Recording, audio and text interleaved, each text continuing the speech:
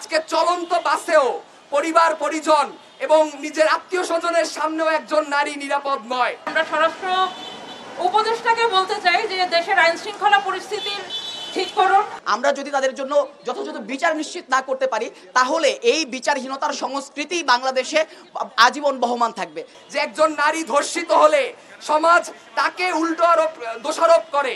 আজকে চলন্ত বাসেও পরিবার পরিজন এবং নিজের আত্মীয় স্বজনের সামনেও একজন নারী নিরাপদ নয়। আমরা মনে করি যে রাষ্ট্র তার 50% বেশি নারীদের অধিকার দিতে সক্ষম নয়, সেই রাষ্ট্র দিয়ে আমরা কি করব? আমরা এমন এক রাষ্ট্র চাই যে রাষ্ট্রে নারী পুরুষ নির্বিশেষে প্রত্যেক মানুষ তার নিজের ন্যায্য অধিকার পেতে সক্ষম হবে। আপনারা উক্ত ঘটনায় দেখবেন যে সেই বাসে আসলে ডাকাতি হয়েছিল। তো সেই ডাকাতির ঘটনায় এই ডাকাতদের মনে হয়েছে আরো এক্সট্রা একটা লেয়ার, যে সেখানে মেয়েরা আছে কিনা, মেয়েদেরকে ধর্ষণ করা যায়। এবং আমরা এই ঘটনার পরে দেখেছি, প্রথমে পত্রিকায় আসলো যে সেখানে ধর্ষণের মতো একটা ঘটনা ঘটেছে, পরে কোথাও আসছে হ্যাঁ ঘটেছে ঘটেনি, বা এই যে সোশ্যাল একটা ট্যাবু, যে যেই মানুষটা একটি অন্যায়ের শিকার হয়েছে তার লুকিয়ে যেতে হচ্ছে যে তার উপর অন্যায়ের শিকার, মানে সে এরকম একটা ঘটনার শিকার হয়েছে, এটা সমাজ জানতে পারলে এটা সেই মেয়ের লজ্জা।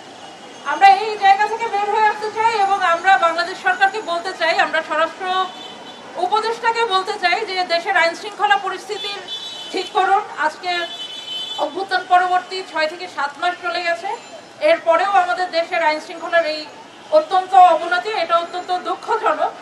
আমাদের মেয়েদের নিরাপত্তা দিন, আমাদের জনগণের নিরাপত্তা দিন।